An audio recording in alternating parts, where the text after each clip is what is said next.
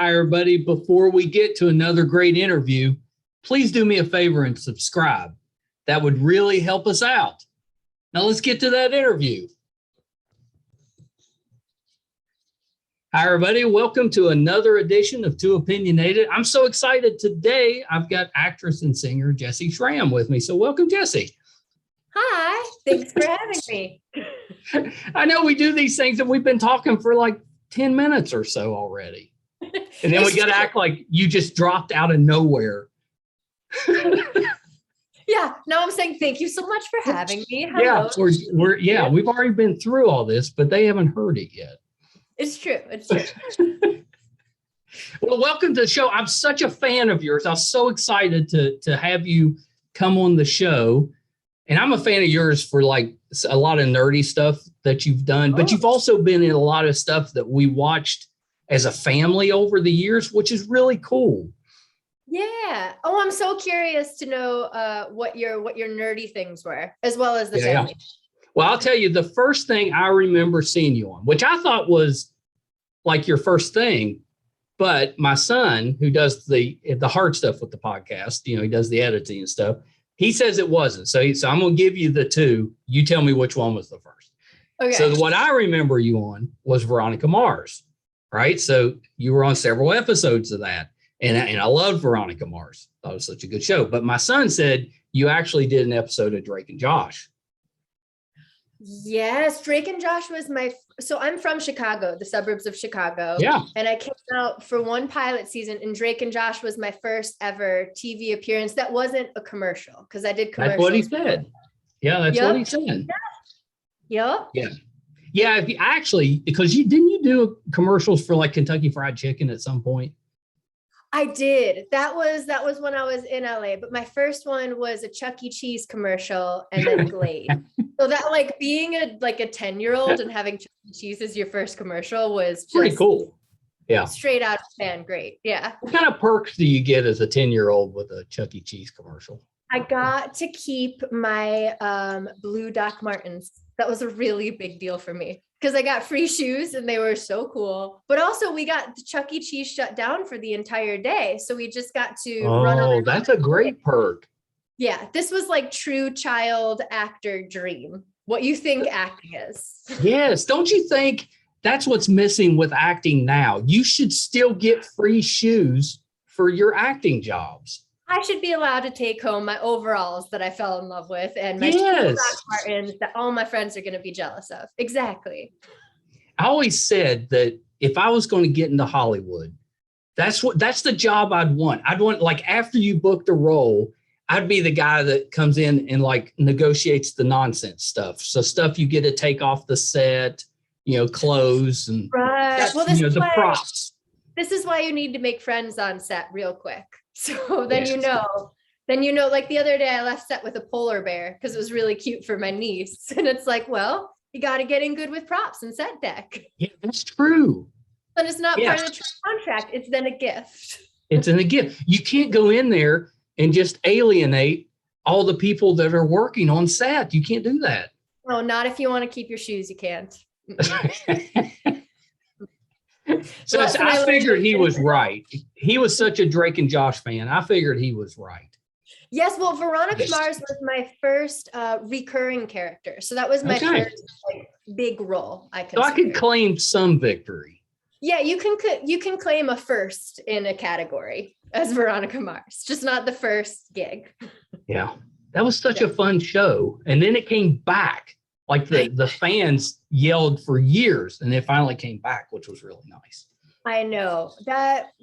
Yeah, that was my first recurring show. It was my first location show, my first on-screen kiss. Like, this was a big deal. I walked into casting as like girl number 2 coming out of a limo. And I remember auditioning for that.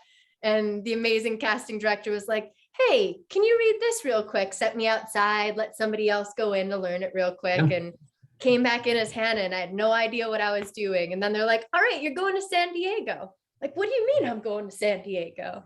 So that was a first on so many levels, and like an amazing cast of people. Yeah, that was such a great cast, and it was pretty young in everybody's career.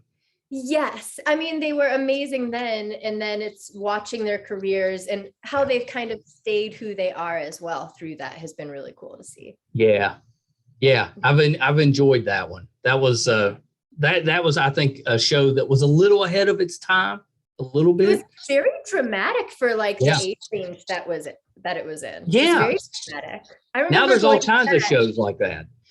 Yeah. Jason Doe, I remember, is like, okay, so this is the background of my family and what happened. And I'm like, what? What is the background of your story? What is happening? So yeah, because I hadn't watched the show before I got it. And so he was like catching me up on everything that was happening. And that is a very dramatic show. It's a great show. Yeah. Yeah. And it holds up. Like, it's fun to go back and watch. Yeah. Oh, I haven't gone back and watched it. It's a little scary because it was, one of the first. It was early. I know. Can you believe it's been that long ago? It just seems like it was like a year ago. I know. Yeah. It's crazy. But that was a good one. So then, nerdy wise, Falling Skies.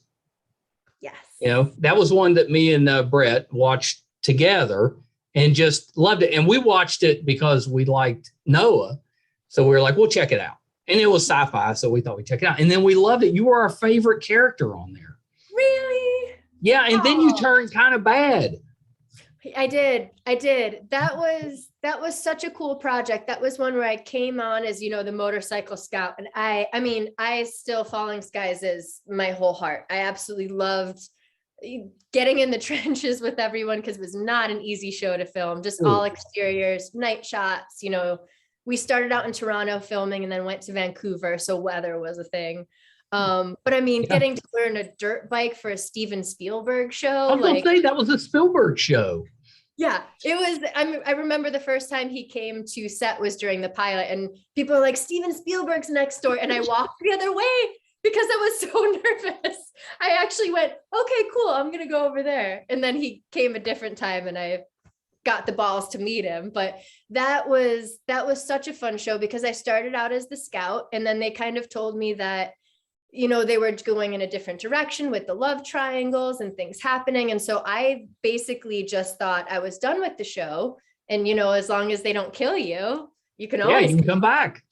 So they had said that they needed Drew Roy's character, Hal Mason, a reason, a heart connection. So they brought me back as one of the kids with the harnesses. And then I got a phone call that I got to be the season finale of taking Noah Wyle onto a spaceship and then became the Overlord. So I thought I was off the show. And then they just kept calling with parts and scenes and a position that I'd never could have That is pretty great. It was amazing. Yeah. It was. We were so disappointed because we loved your character so much, but then you came back and we're like, oh, she's back. But then it was like, oh no. And then I ruined everybody's lives. Oh my gosh. But yeah, just as far as from an acting perspective, how neat is that to go through that progression? Oh, that was the first job that I also had been on. And then they kind of changed the character. And the first time I did an audition as that character and this freedom that I hadn't experienced before and pressure to develop a character in a different way. And that was it. It's scary because they didn't see what you did to know that that's what they wanted yet. But it was the first time I got the freedom and the support to create this new character. And that was huge for me. And I loved who I was before I became the Overlord, but just having to figure it out. And then you have all these voices of how things should be, so there's that pressure of Steven Spielberg and TNT and Noah trying to figure out how to do this. So it was unwritten territory. And it was definitely the first time I got to explore acting in that way. If I got to be something called the Overlord, that's what would be on my Zoom name. I'd make people call me that. I really should. Hello, no, I'm Overlord. Yeah, I'd show up at conventions dressed that way. I'd totally buy into that. Would you come as the Overlord from the show, or would you create your own Overlord as your own persona? I might have to create my own. because I just got this like flash of like a cape, like a Dracula cape. Like I got this Overlord feel. Yeah. Yes. That's that kind of, it's like one step beyond a nickname. You're actually, forcing, it's like you're taking that one name celebrity name, but it's just Overlord. Yeah. Oh, well. Oh, Lord. Oh, Lord. Oh, that's going in a different direction. Today on the show, we're talking to the Overlord. Thank you. So I jumped way out of order. So I'm going back up. Tell me a little bit about what got you into acting. Why did you want to go into the entertainment business? Because obviously that's not an easy business to do. Right. That's always an interesting question because it's morphed over time of why I've stayed in business, I guess. But when I was younger, like I said, I started commercials when I was about 10 and did radio and commercials in Chicago and started music. Yeah, it was, but it was definitely what I really wanted to do. Yeah. I remember there was a girlfriend at my school that was going to like this casting call for Harriet the Spy. And it was just, hundreds of girls that watched Nickelodeon and saw the casting call. And I didn't get called back for anything. Like I never got called back. And then my brother and sister actually were getting into it at the same time. So I just remember telling my mom, like, I want to be on the real TV because we would have our VHS recorder. Of course. And SNL has those fake commercials. So we would always film like spoof fake commercials on our VHS recorder. And so I told her, like, I really want to be on the real TV. And my mom, I mean, she can move mountains, but she figured out how to get me meetings with an agent and, just figured out all the different ways where. What moms do.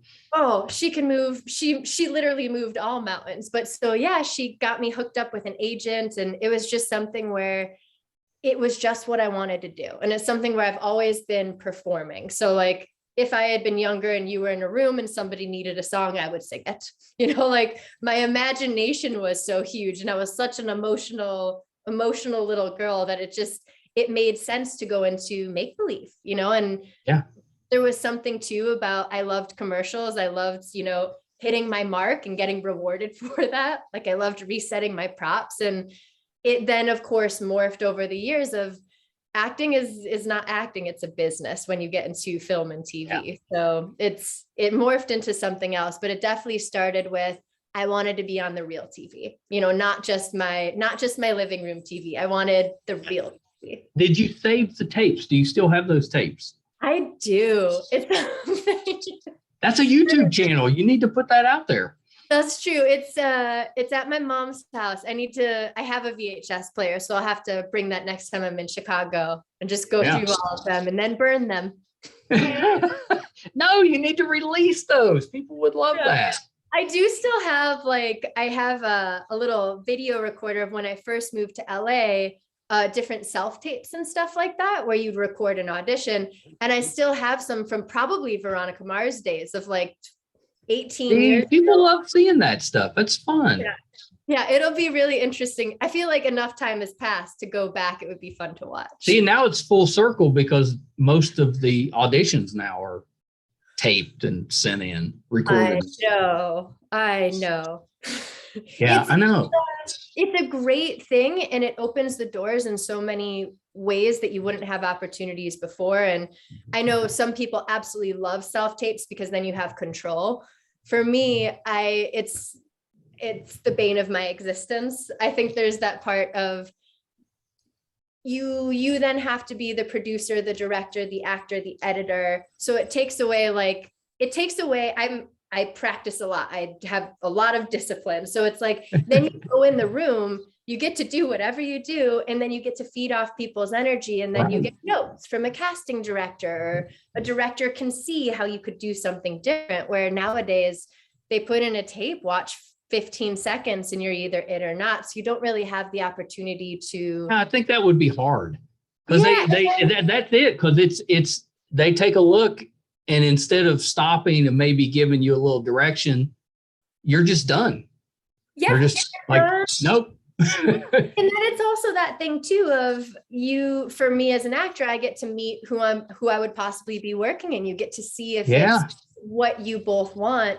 But also, I think the hardest part for me is it's just a different investment level. You know, when you go in a room, you prep, you practice, you do what you need to do, you drive there, you get to have the energy of an audience, even if it's the casting director and the video recorder, but then you leave. And then all you have is the anxiety of how you did. You don't then need to make all the choices that either you get to leave it at the door. Where when you're explaining this really well, because I hadn't thought of that, because my thought was, oh, this might be better because you could just keep doing it till you felt like you nailed it. Well, that's but the now problem. I'm thinking, that would drive me crazy. I recently had to sit there and go, you know what? The first take was just fine. That's okay. But it's just something, I'm probably talking too much about it. But for me, self-tape, it can be such a great thing. Like I said, you get in more doors, more people can see you. You do get to do a performance that is better sometimes than the one in the room. But for me personally, the getting to leave it at the door when you leave and then just giving them what I give as an actor is better than me then being editor of myself. That to me just kind of I think you're changing my mind on that. I don't like being in front of people. So I was thinking the anxiety from that, but now I'm thinking, you have that anxiety, but then when you're done, you're done.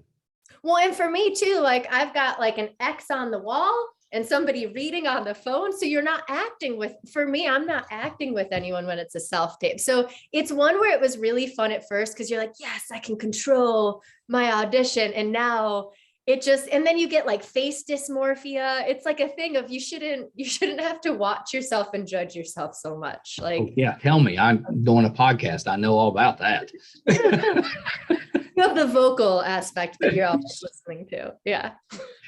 It's and when you have an accent, it's like I just wear myself out with that. And now it's finally like, well, it's like it's not like it's going to change. So I'm just going to have to get used to myself. Are you self-conscious about your accent? I am a little bit, like not now, but like when I first started doing the podcast, I was, because I'd never heard myself. Yeah. So that was hard. I will say when I was younger, that was the hardest thing of watching myself on screen is listening to my voice. Yeah. If you've never done it, I was like, oh my gosh. Yeah. Well, you have a lovely accent. Thank you. Where were you 3 years ago when I was stressing out about it? Well, you needed to go through that journey on your own. You needed to come from you, not from an outside validation source, right? I don't know. I think I'd have taken the validation. Compliments always help. Always welcome. That's right. So what made you choose acting over going into music? I mean, you've kind of got to the point you get the best of both because you've had several roles where you've got to sing. Yeah. But why didn't you just go into music? When I was younger, in my like teenage years and early 20s, I was obsessed with music and singing and performing. Yes. And if I would have chosen one, it would have been music, but acting doors just kept opening. And so I kept walking through them. And I have been really lucky to be able to get to play characters and incorporate it within acting. And, let music then be my my passion and my self-exploration and hobby, and use that with work, but not have to taint it by making it a career. Yeah, I think that's a good way to look at it. You've got a lovely voice, by the way. Oh, thank you. Yeah, it's really good. It's really good, which would stress me. Like if I was an actor and it was a musical role, I'd be like, oh no, there's another thing I got to worry about. But yeah, you make it seem easy. The way you sing, I think, makes your roles seem more believable because you just seem very at ease. Thank you. That's a massive compliment. Thank you. Yeah, you're welcome. It's the thing that scares me most. It's the thing that actually terrifies me most. Yeah. So in addition to the Overlord, didn't you have a character named like Cash or something on Nashville? Cash Gray. It's the best character name I have ever had. Best name ever. Mm-hmm. Oh, best character name. That also too was such an experience. It was one when Nashville first came along. Like I was close to a few roles, and it just obviously didn't happen. And so each year would go by, and I kind of boycotted it because I was so envious of getting to do music within that Right. world, work in Nashville. And it was something that I wanted to play so bad. And then Cash Gray came along and I got to go and be a part of that and work with Buddy Miller and all the actors from there. And what an amazing world Nashville is. And playing Cash Gray, like, Cash Gray, I didn't realize I was going to be a villain on that show. Talk about overlords as well. Apparently the names have something to do about it, but right. I thought I was. Cash sounds like she should have like a West Virginia type accent. Yeah, it's true. And they didn't want the accent there. Mark Colley played my dad. He had an accent, but that was one, like, I remember going, I thought I was just going to do like 3 episodes or something. And they kept continuing it. And then all of a sudden I realized the watchers and fans of Nashville, man, they are dedicated to their characters. And if they think at all that you are going to mess with one of their main people, they get mad. So I got to stay around long enough for people to then accept me and realize I wasn't meaning to harm anybody. But my character got a bad rap on that show. I kind of love that, though, that you got some feedback from fans that was a little negative because they. Oh, I would go on airplanes because I'd be back and forth from LA to Nashville literally on a weekly basis. And there was one time I walked on and the stewardess said, "Oh my gosh, I hate you." And she had an accent. And then she goes, "Oh, I'm so sorry. I watched last night's episode and I just don't, and then she started talking about the characters. And I was like, "Well, I'm so sorry." And I sat down and she brought me a bunch of little wine bottles and ice cream. And she's like, "I'm so sorry. I don't hate you. I'm just really mad at Cash." And I was like, "Well, I'm doing my job right then." Did you say, I also played Cinderella? I have a flip side to this. I promise you. It's not always bad. Exactly. I have versatility here and a very well-loved character. Yeah. Other than the Cinderella at Disney, when I took my daughter when she was like 3 years old, you're like the first one I've talked to. Really? Yeah. So you had talked to one of the actors that was in Disneyland. Yes. You're number 2. I'm so happy to continue your Cinderella conversation. The kids will be jealous of that because that was a show we watched just as a family. It was such a great show. Yeah. And it incorporated so many characters, which was really cool. Yeah, that was something that was special to be a part of. Not only do you have the weight of the world on your shoulders playing Cinderella and this new version of Cinderella. The writers were very clear of we're taking these stories and we're making them something new and something different. And this is the spirit of Cinderella. So anything that you thought you knew, that's right.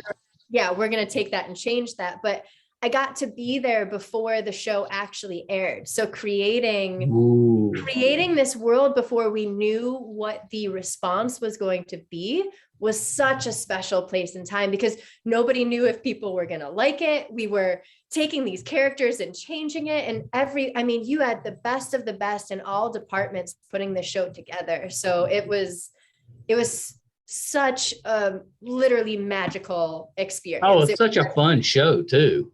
Oh, yeah. Oh, and Robert Carlyle is Rumpelstiltskin. Yeah.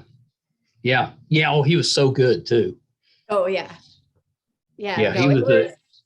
He was a good villain type of person. Mm-hmm. He had so many layers, and that's, I feel like, why it was so charming and so good. Yeah. It was just neat. I think just like even as an adult watching all of these characters interact, I thought that was really cool. Yeah, how they intertwined everybody. Yeah, who didn't. Yeah, that's pretty good. Did you get to sing at all as Cinderella? I didn't. I know that they did a musical episode later on, but I didn't. That's what I thought. Yeah, it's been a while now. Another show that it seems like it was just yesterday we were watching, and now all the kids are grown. And I know. Wow. Yeah, I know it's been a while. It doesn't feel that long. Yeah.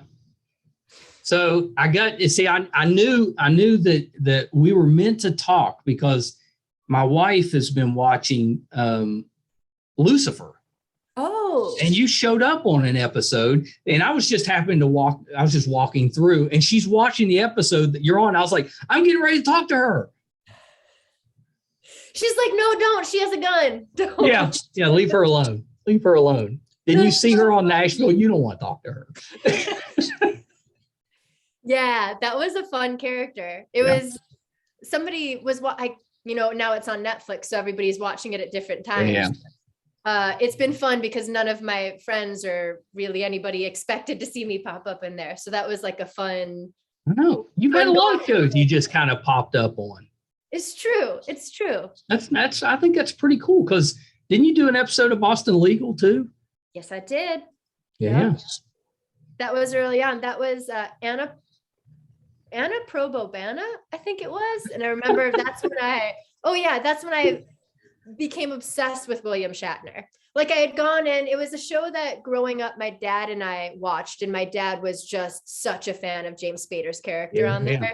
So I remember auditioning for it, and I don't even think we were texting at that time. So I like called him and let him know I was auditioning, and I was down in Manhattan Beach or Redondo where they were filming, and I got it. So I was just like, I was so excited because I think it was the first show that I had done that I was a fan of going into it. That's kind of neat. And so I was like all ready and like got to work with James, and that was great. But it was William Shatner in that experience that just that'd be me too. I fell in love with him. He was so funny and kind and just like so great. So great. Yeah. Yeah, I know. Now he's been in space. This is true. This is true. Oh, it's just amazing. That's insane. I think I've got Shatner behind me here. There he is. Oh yeah, you do. Yeah. Yeah, that was fun. Lots of random roles in my I know. But I think that's pretty neat. You were on a show called Life that I thought should have gotten more life. It should have lasted longer. It was a good show. We all did. That was one where, as it was airing, it was very confusing because then it would just like change the night that it was airing, and none of us that were on it knew when it was actually airing. Yeah, they were bouncing you around. It's hard to find an audience that way, especially back then. Oh yeah, and Damian Lewis in that. Oh, and his character with the whole meditative food thing, like that was a really quirky and witty show. That was really good. I know. I really liked that one. And then that was one that needed to be somewhere besides the network, I think. That's true. I think that it should have had more longevity, and it would have had it been nowadays. I think it would have gotten deeper. Because it was a bingeable show, but we weren't binging back then. Yeah, it had to be a weekly thing. And I don't even think it was DVR time then. No, probably not. Yeah. Oh man. Yeah. I know. It's been a while. I know. So now you're on Chicago Med. Did the fact that you're familiar with Chicago, did that help you at all? Help me get around the city or help me on the show? On the show. You know what? I think it does help me when I'm on set. It was really funny the other day. It was really fun. E Entertainment came, and like the little girl in me was like, yay, E Entertainment's here. So, because like that's what I watched growing up is like carpet shows and interviews. And so they were on set, and I had said that, I grew up in Buffalo Grove, which is a northwestern suburb. And then you see all the crew members turn around being like, we knew you were one of us. Like, because they didn't realize that I was from the suburbs, but it's been 20 years since I've been gone. So I'm fully learning the city again. And when I was younger, I would go downtown to work, but otherwise I lived in the suburbs. So Chicago is a new land for me to explore. Yeah, Chicago is such a great city. We went to see Jersey Boys. I was on a work trip, and we drove down and went to Jersey Boys, and then got stuck in like a blizzard coming out and could not get a cab to save our lives. So we're just out there trudging through the snow trying to get to the hotel. Yeah, that sounds about right. I've had that happen from a Blackhawks game before, where you're like, oh no, there's no way home. Yeah, there's no way home. Nope. And it was like we went in, no snow, come out like a foot of snow. So I forgot how crazy. I mean, I've been so spoiled in Los Angeles and there's no seasons, so time really I doesn't know change. it's perfect all the time. I know. And I miss seasons, but now that I've gotten a dose of being back in Chicago, I remember being there and one day it's kind of like Nashville or like Tennessee weather, where you wait 15 minutes and the weather's something completely different. Or I like left my winter coat here because it was 70s one day in Chicago. And then I went back and it never reached like higher than 35 or 40. And it's a different type of cold because it's windy and it cuts right through you. Oh, you lose your breath from the wind.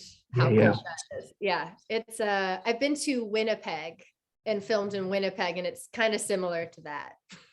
Oh yeah. Yeah, I've heard Winnipeg is really. Winnipeg and Chicago, but I forgot what the weather was in Chicago until you got soft. You got soft. Truly. I mean, I used to walk around in high school with like flip-flops when it was snowing, and now like in LA it's 50 degrees and I'm like, oh, I can't go. LA shuts down. They don't let you out when it's 50. I actually love when it rains in LA because I'll go and do my errands on those days because everybody stays home from work. Yes. Yeah. See, that's smart. Mm-hmm. Yeah. Yeah, that's dangerous, but it's smart. Yeah. It's good for my mental state, at least. Yeah. No, I thought the role in Chicago Med has been a fun one to watch in because you were there and then you were there and then you came back and now you're like there all the time. I know. I'm really excited. I think going on to the show, knowing there was the possibility to be around, and then COVID came and changed storylines and what was going on. And that's kind of like Falling Skies, where I just went, well, I'm so grateful for that opportunity. Yeah. I feel very thankful, and all right, see you guys later. I'm going to go self-tape for more things. And then they called and just said, like, we'd love to have you back as Hannah 2.0, basically, a new version of her. And now you're not going to get rid of me unless there's I shouldn't say that, unless there's a massive creative change in the writers. No, you're going to stick around. Don't jinx it. Have you pitched a musical episode? You know what? We were talking about one on set the other day. We know they will never go for it. But I think Nick Gelfus, I think that's who I was talking to. We were doing our own little musical on set. Yeah. They might go for it. Maybe. You never know. We laugh a lot on the show, even though it's a very dramatic show and you don't get to see any of it. It's a comedy behind the scenes. They need to put some like at the end. You throw in a couple of deleted fun scenes. It's true. That's true. Because it's a stressful show. It'd be nice to calm it down a little bit. It can be. Well, I feel like when I first started watching it, it was stressful because there's so many different characters that are regularly. Then you have truly all different medical things that are happening, where some other shows, it's like 75% personal life of the doctors and a little bit of medical. Ours is so medical. It really is. A lot of the personal. So it's like, it definitely has way more of the medical drama in it than most shows. Like there are love relationships and there are personal stories, but like we really are dealing with people's first days, basically, And if you're in a situation, can you help now? Have you learned anything to help you medically? I feel in certain scenarios I would be able to help. Our medical advisor will listen to this and call me and say, never say this again. No, I do feel like, and I'm a doomsday prepper lover. I don't really prep, but I love watching those shows. I love Walking Dead. Like, I am so into this stuff. Like, I actually have all the tools that they have like given me. Oh, very nice. Just in case one day. Just in case. Don't know. But yeah, no, I believe that I would be able to do a sutura on somebody. I really do. I would not want to deliver a baby. I would never be able to do a C-section to somebody in real life. Because I'm an OBGYN on the show. So I'll deal with pregnancy. And that is just a whole different world that's like created almost a little bit of a phobia. You don't dream of, the scene in on a bus or something where is there a doctor here? No, but I do play one on TV. So talking about Falling Skies and talking about Noah Wiley, I just, by the way, started watching ER when I came back to the show because I was like, I need to get in a mode I had never seen before. Brilliant, brilliant show. And Noah is just, you can't not absolutely. I know. So we were filming Falling Skies, and there was one time where I had passed out from a grip being too hard and I had fainted. And I just remember waking up and you have Noah standing over me doing like he's Dr. Carter, basically being like, are you okay? And treating me as though he was a doctor. And all the crew stepped back. And I just remember so many of them were like, Dr. Carter just saved you. He just helped you right there. And he on set would give like a lot of little random medical facts. And now I just actually went on a walk with a friend who's about to give birth. And I'm just like, oh yeah. And going through like the medical things that I've learned on the show as if I know anything about it. So I do love knowing what things are in reality. And if it ever does cross one day, I think that would be really cool. No surgeries though. See, this is that along with all the tools that you're hoarding. Yeah.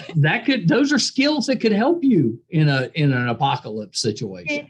It is true. It's one where I always tell our medical advisors, because you get to go in and do some training with them. And that's something where like I still practice my knots because I want to be able to represent well. I have my sister-in-law is an ER nurse, and she would just rip me apart if my elbows were up in a seat, or just I want to represent the medical field well if I can.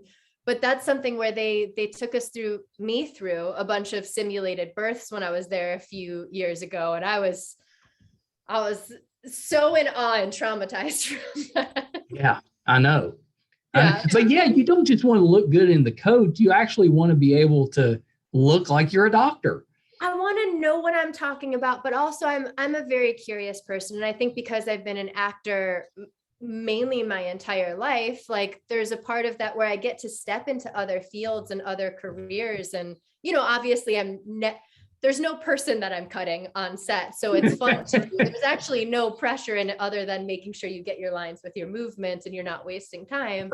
But I mean, one of the reasons I love acting is because I genuinely, the characters that I have and what I'm portraying, I love to learn about it. I love to know the people and know what that is. And one of the biggest challenges, which was, fun is the wrong word, but something that was a deep dive for me was my character was an addict, in the first time around on the show. Right. So, yeah.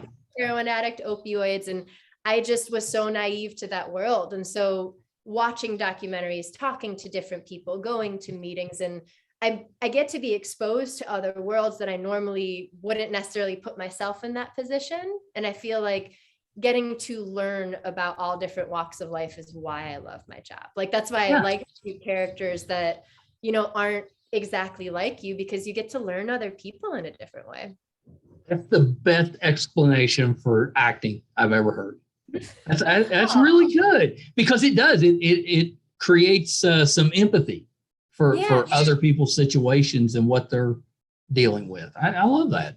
Yeah. And how do you also, in the Falling Skies is a great example of the Overlord. I remember getting a script where like my character is literally making a firing line, like holding a white flag. And I remember being like, how do I play this person? And I'm so against what this is. And rule number one, you can't judge your character, because if you do, then, Yeah. Them. So it's like, I just remember that was the first time I like started reading books of like Psycho Next Door, different things. And it's so fascinating when you have these characters that when you get on a piece of paper or you're watching, you might judge immediately, but then the second you try to step in their shoes, who is that person? And it's a person. There is no such, there are bad actions, and it's very rare that there's a bad person, but there are circumstances that make things and people the way they are. And to me, the psychology of the characters, or the things we get to learn, like I got to do a C-section the other day and like embryonic fluid popped out. I would never experience that in any other life. That's pretty great. Yeah, that's pretty great. So it's fun when you get to play new things. Well, yeah. I would find a role and get comfortable in it and then want to do it till I died, because I don't like change. But I think that's if you can handle that, I think that would be better because you get to play so many different characters. That'd be fun. You get to learn so much about the world and other people. And I think that if you want to, because not everybody wants to, but if you want to, it's the best opportunity to get to step into other shoes. Yeah, I think that's really cool. So my oldest, my daughter, would shoot me if I didn't mention the fact that you've been in like all the Christmas movies. Oh, because she could tell you. She I've seen a few of them. I guarantee she has seen all of them. Well, I'm curious to know what her favorite would be. Everybody has a different favorite and their opinion as to why. Yeah. Well, because you know how that goes. The day after Thanksgiving, she's in Christmas mode. She immediately, that's all she's watching until New Year's. Well, this year I got to do a Christmas movie that aired on Thanksgiving weekend. And I felt very lucky to have that spot because I know that it's kicking off the season. That's right. Way. They don't pick just anybody for that. It's true. They really don't. I felt so honored to have that Thanksgiving spot. Yeah. And you've got to sing in some of those. Yes. Yeah. And my hopes is to write some songs for soundtracks and things, but I've been a little busy. So yeah. Yeah. I know. Did you not use the isolation time to write your soundtracks? Oh my gosh. Isolation time. I was so in awe of everybody during quarantine that wrote a movie or recorded an album or did things. For me, my brain needed logical, practical. It needed, we're cleaning the closet. We're doing Google Sheets money tracking. I'm going to set up my IRA. I needed everything logical. I had no space in my mind for like creativity. It just was not a thing for me. We didn't know, at first we were like, oh, I can do this for a week or two. No big deal. And then it was a month and you're like, okay, a month, I can handle that. That's fine. But then it just kept going. And then at some point you're just like, I guess I'm getting fat. I don't think it's ending. I'm getting in the best shape of my life. I'm like, I'm doomsday prepping. So. Yeah, I know. I wanted anything that was very logical, very practical, everything that had organization. There wasn't room for like, I feel inspired to write a song about my feelings. I was like, we're going to suppress these feelings and they'll come out later. Okay, thanks. Yeah. Once you get into like the Christmas movie type of field, does that help you get more Christmas movies? Oh, good question. So here's the thing. I've done a lot of holiday movies for Hallmark. I've done some New Year's Eve. I've done a lot of Harvest. Apparently Harvest is a good season for me. Oh, very nice. Yeah. The Harvest time season. And I've done a handful of Christmas ones. I think that the audience for Hallmark is so invested and so supportive that once you have one or two under your belt, it's helpful to have them because it's like people are so supportive and they're vocal that they want to see more of you. Therefore, the channel, doesn't completely listen, but it definitely is that track record of, hey, this is someone we want to see again. So I do think that having a few under my belt has been helpful for getting more. And then when one doesn't come around for this season, like, I don't know if I'll be able to do one this year because Chicago met and you're busy. Yeah, I'm busy. And I actually got like really sad about it the other day. Yeah. Because I was at the airport and I had multiple people just coming saying, God, the Christmas movies and Harvest, and like the fans from Hallmark are so supportive and always share their stories. And that to me is like a reason for acting as well, is if you can have an impact or portray a character or story that someone can relate to, that's why you do what you do. I want a character that one person, hopefully more, but one person can connect to and be affected by. And the Hallmark crowd, they're always affected by these movies. And that to me is just such an important part. I remember growing up, all I wanted, because all the shows wrapped up at the end of whatever it was, the episode, the movie, whatever it was. I was like, maybe sometimes it could not end on a happy note. That might be nice.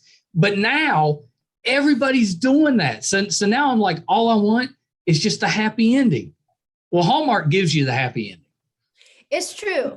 I know a lot of people say, they're like, oh, wow, so sorry. There's like an umbrella on a hot dog cart that just zoomed out of our street. You don't see that every day. So sorry for that random thing. Was not looking out the window. It just really was distracting. Yeah, that's pretty great. What did you ask me? So sorry. No, I was just saying that Hallmark gives you the happy ending.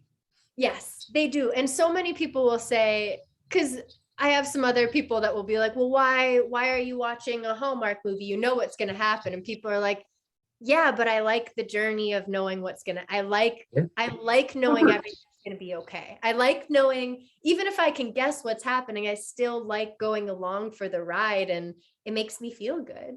Well, and it brings back the nostalgic memories too, I think, the family and spending time together and decorating the house and that type of thing. I think it always, to me anyway, it brings that stuff back.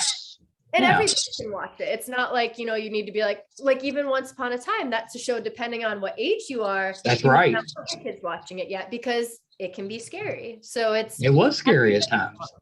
It really was. I have to warn my niece, my sister-in-law will show her my scenes in Chicago Med. She pre-screens them, just she's a nurse and my brother is a fire lieutenant. So it's like, they also get to show her, this is a little of the world that we do. But that was one with Once Upon a Time. She needed to pre-screen it because she really wanted her to like see me as Cinderella, but I needed to warn her that it's not necessarily a 5-year-old. You don't want to ruin Cinderella for her. Exactly. I don't want her to be scared. So, but those Christmas movies are one where everybody can watch it. And like I just said, I'm a Walking Dead fan, and I needed to take a break after a while because we would watch them before we go to sleep. And let me just tell you that sleep was not good. So like knowing that your nervous system and your psyche are going to be okay with this relief of a happy ending and a happy story is something that is a luxury nowadays, because we're so inundated with so much that it's like, it's nice to find a little corner that It's a good way to say it. Just so much. Yeah, so much. So much. Have you read the comic books for Walking Dead? I have not. I know that they exist, but I have not read the They're worse. They're even harsher. Okay, so they got real bad for a while. Like, not bad, but like I think it was the hard parts for me were when it became human against human, which really is scarier than zombies in reality. Absolutely. Talk about human psyches and stuff, but it's like, it got so dark that it was one where my fiance and I were like surprised that we kept going. But I'm also a person that you start something, you're going to finish it. So, yeah, me too. So I'm the same way. We got so invested that unless it just gets terrible or like, it's hard to watch. I mean, we're ready for our last season, we stuck through all the things. But that was one where I told him we couldn't watch more than one, in our binging process. And if we watched one at night, we needed to watch like a half an hour comedy afterwards. Yes, that's how we do it. You can only do one every so often. You can't binge those. Oh, we were binging and my sleep got really bad. No, you can't do that. Yeah. You got to keep it light. Yeah. Never go to bed after like a horror movie or something. You have to put a comedy in there. That, or what's the show? Black Mirror. Don't go to sleep after Black Mirror either. I sit there and think about Black Mirror episodes 3 months later. Like, it just runs through your head. Yeah. No, thank you. So I know we got to wrap up. Is there a genre? You've done so much, but is there a genre that you haven't got to play as much that you would like to do more of? Oh man. I would love single cam comedy. That's not something that I've really had the opportunity to do much of. People tend to pigeonhole you if you're a dramatic actor, if you're TV or what that is, but not so much sitcom. I don't really have that muscle well developed, but single cam, I would like a Judd Apatow type thing. Like that would be pretty good. I would love that so much. What if you were a character? So you're an actress and you had a role where you were like a villain on a show, and then the show ended or you left the show, but you never let it go. So just like we were talking about with the Overlord, you never let it go. So then we build a comedy around the fact that you're this actor that is still stuck in this one role and how people react. I want to play off of that and know, is that something where when she wakes up in the morning, does she then put on her persona, or she just can't get out of it? Like she's been a method actor and now she continues. Oh, that's pretty good. That's pretty good. Yeah. I kind of like the idea of her like pretending each day is a new scene though. Yeah, I kind of like that. Yeah, before I was thinking just stuck, but I think I kind of like that where you get to see briefly the real person. She just can't let this person go. Like, I know I watch interviews with actors that are like, and this character is still in me, and she comes out every now and then, where it's almost like United States of Terror, but with your... Yes. Oh, that's a good show. That's a good show. But yeah, then you could have like, so you've got the Overlord interacting at the coffee shop or going through the drive-through or whatever, just everyday life, but you're in this... I think there's something there. I like it. I like that. And I want to do action. I think Falling Skies was the closest thing that I got to action with being a motorcycle. I thought you were that's part of the reason we like the character so much. I thought you were really good with the action stuff. Oh, thank you. Yeah, that's a dream for me. I would love to do some kind of action or superhero or something like that. Action would be, that's another dream. Perhaps if you let them know that you're preparing for an apocalypse, they'll be like, well, she must have some type of ability. I'm going to call Chicago Med showrunners and be like, hey guys, my action abilities I've been training for, make it happen. I'm ready. Yeah. Tornado, give me something to do. Something. I can save us, I promise. Well, Jessy, thank you so much. This has been the best. It's definitely worth the wait. Yes. Oh, and thank you again so much for your patience and understanding of schedule changes. Thank you. Oh, I think that's like I said, told you off camera, that's a great reason to have to reschedule when a job pops up. You can't say no to that. When you got to go to work, you get to work. You can't say no. If Chicago Med calls me, I'll be like, hey, I gotta put the podcast on hold. I got to go play a sick guy on Chicago Med. Well, question for you. If there was one genre you would like to do or get to act in, have a role in, what would it be? I think I'd choose fantasy. Yeah. I think. Yeah. I kind of grew up. I was a book nerd growing up. So now that they're making shows out of all these fantasy series, I think that would be the one. Yeah. I would want. I want a sword or a bow, bow and arrow maybe. To me, it was magician. I loved the language of this world. Oh, yeah. Like Falling Skies, our skitters and all the different things. Yeah. Because I was never really into sci-fi before. And now I absolutely love it because there's this world that is reality. And I love that. Or Once Upon a Time, fantasy, like playing something else but it exists in that world. And that's the reality there. I know. And you get to wear the cool stuff. It's true. Costumes are so much cooler. Yeah. That's pretty good. I need to work on our costumes for the podcast. What is your costume today? So I'm like guy from the gym, That? You got my little, that's the Under Armour. I missed it over there. Yeah, it's just the Under Armour. That's the standard podcast attire.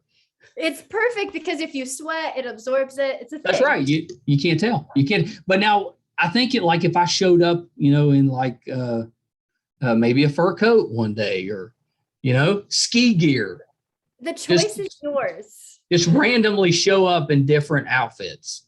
I think that'd be fun. Oh, I really hope you do. I hope you do. I really do. That just made me so happy. Yeah, I could be a pirate one day. It's true. Yeah. Yeah, I think you have helped me come up with a whole new direction for the podcast. Good. And if you have theme days, I'll come back and I'll participate in the theme. Okay, deal. Yeah, if you do a pirate day, I'll come. Well, my cat's name is Pirate, so I'll bring him. He's got a pirate costume too. It's a whole thing. Yes. Yeah. Yeah. We have to do that. Well, thank you again so much. This was so much fun getting to talk to you. Oh, it's been the best. So it's a couple quick things before you go. Anything else you're working on that we can keep an eye out for? Right now, Chicago Med is my main thing that I'm working on, and I'm hopefully going to produce something new in the next year. So look out for me producing. Very nice. Yeah, very nice. So we got a couple more episodes in this season for Chicago Med? I think we've got three more episodes. Yeah. And then brand new season. Yeah. So that's fun time. Okay. So last thing, where can we find you on social media? Ooh, at J Schrammer, JSCHRAMER, or Jessy Schram with a Y. And that'll be Instagram. And I just got a TikTok.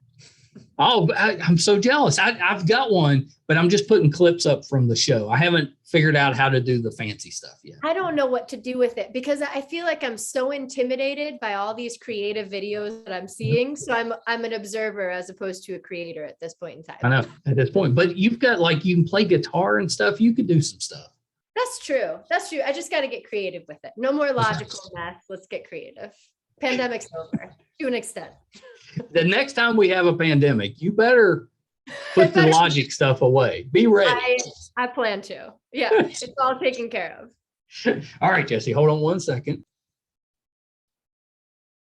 Absolutely love Jessy Schram. I've been such a fan of hers for so long. I think she's so talented. Everything I've seen her in, absolutely loved. And we left a bunch out. We went around and hit on a bunch of them, but she's been in so many. I didn't ask her about The Last Resort, which I thought was just a terrific show. She's been on CSI Miami, Without a Trace, Ghost Whisperer, House. She played Chris Pine's wife in Unstoppable, which was really good. She pops up all over the place, and I absolutely love her every time. And if you haven't heard her sing, she has an amazing voice, just beautiful. I have no doubt she could have went into music and done very well if she had chosen that over acting. So just a really, really talented, nice person. That was so much fun. I hope you guys enjoyed it. If you haven't done so yet, we could use the help with our YouTube channel, MeisterCon Pod. Please subscribe. That would help us as much as anything. It's free. It's, we've got hundreds of these type of interviews on there. So if you enjoyed this one, please do us a favor and subscribe. You can find we are closing in on 400 episodes. I can't believe it. But you can find all of them, audio and video, on our website, meistercon.com. There's a terrific blog from Brett that's just funny and geeky. You'll love that. We're getting ready to put up a review for the Doctor Strange movie, so you can keep an eye out for that.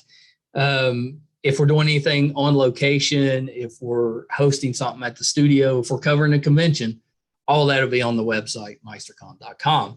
So thank you guys so much. Until next time, bye, everybody.